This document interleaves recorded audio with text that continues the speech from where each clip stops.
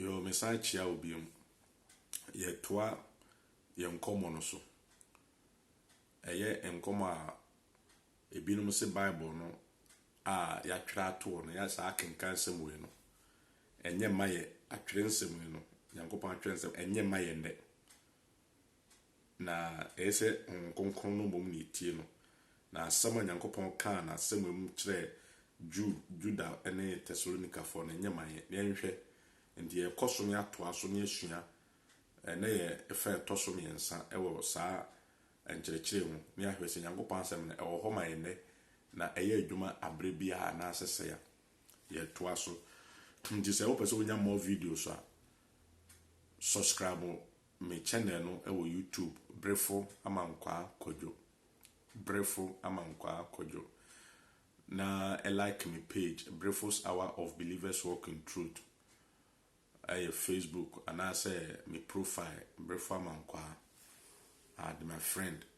na o call me profile wa and also call me Facebook page messages bebre honom e bi e brofo and e bi so e twi nti se o person o tie brofo a obetime tie brofo no twi so a obetime tie nyame nka ho e se wati nyame asem e o Yesu din mo na me somwo Redeemed Latter Church Iowa Greece Athens into Athens Peros area. Nese wo nia sori bia okwa brana beni enso e wo street be a friend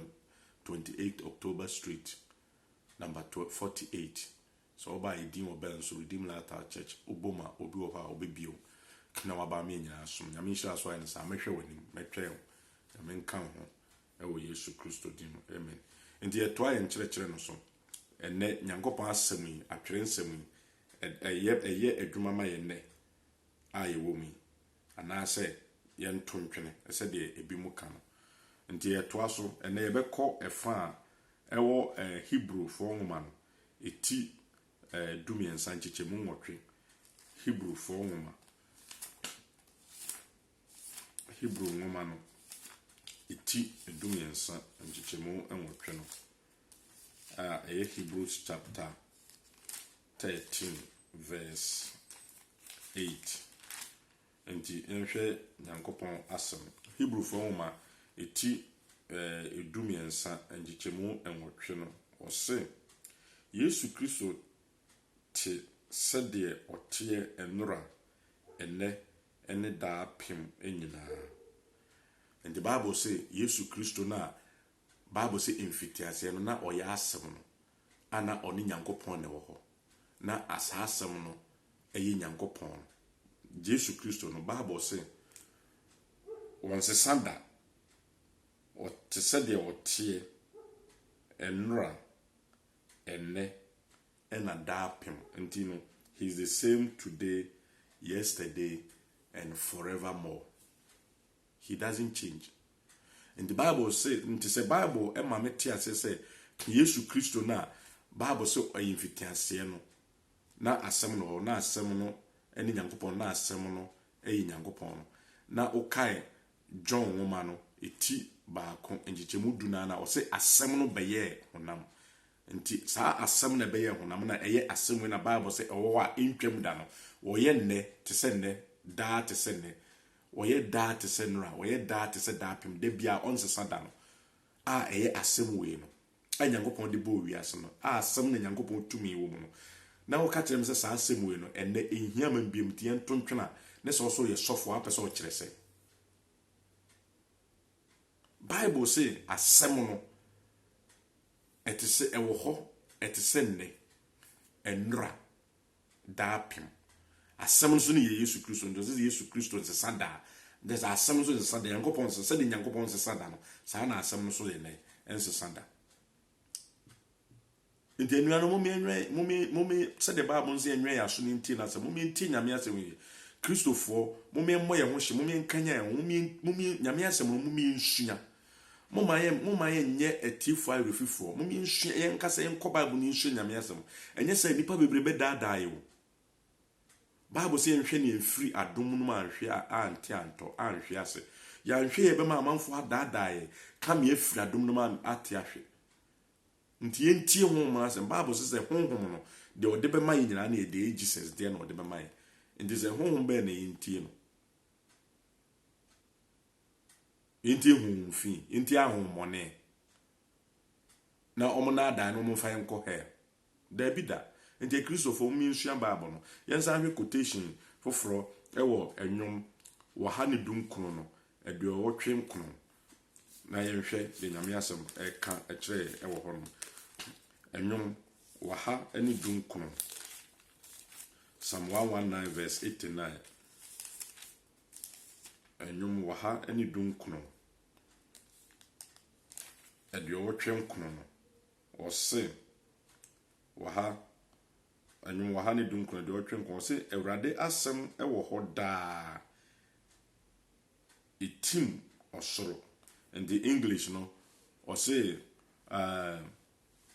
so okay English now or say forever O Lord thy word is settled in heaven. Yankopon asem no or say Yankopon asem e den o twi na me kan no or say Yankopon asem e den sorry or say Yankopon asem e den e wo ho daa or say Awurade asem e wo ho daa na itim soro ewo hoda ensesa empro ensei enwe na ache emubu de tia ne tie te se de Hebrew fo man ka se te se nne enura ne da apem ensesa dam de tia ne tie enti asem we no enye outdated intwam bia no ma bia wo hu ne na ye onwanwa so okay the friends Ecclesiastes eye osenkafo ngoma o se no ma ye hunu ne no ewiase ba Nyankopon ha asebo nipa se metena so 6000 years ne no o se enoma we no aba nti wo na wo hunu na eye foforo ma in the same way na obi nso so a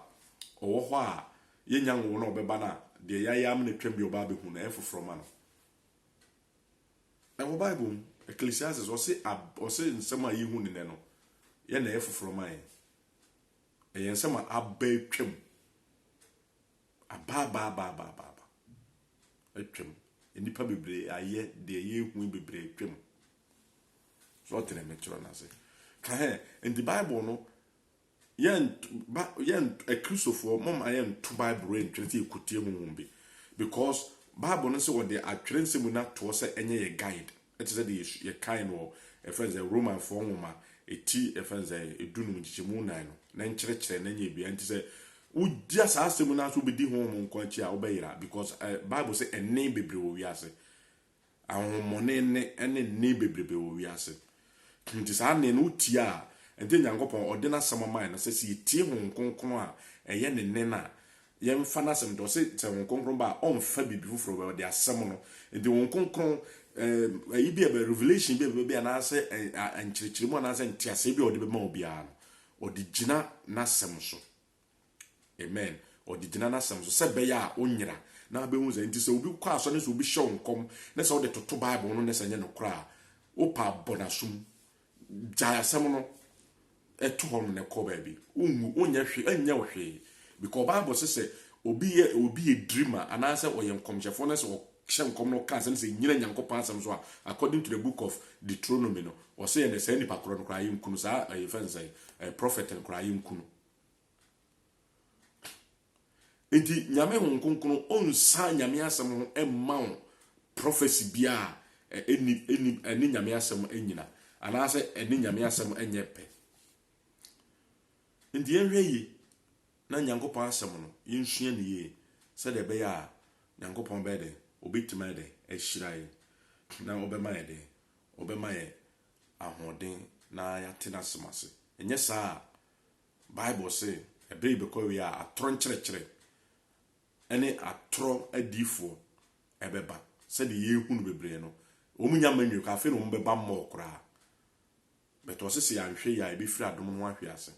osise impo no so antwa na nso a wona wayom kora ahwe kora wanya de onya be nti mom ye ni na ho ni nsu Nyankopon asem no nyame be hyirai nyame nka ho subscribe channel no Breakfast man kwa akodwo can like me page Breakfast Hours of Believers Walk in Truth na on nsa bɛka videos bebrebe nyame nhyira wo so ayɛ ne saa ɛwɔ yesu din ho amen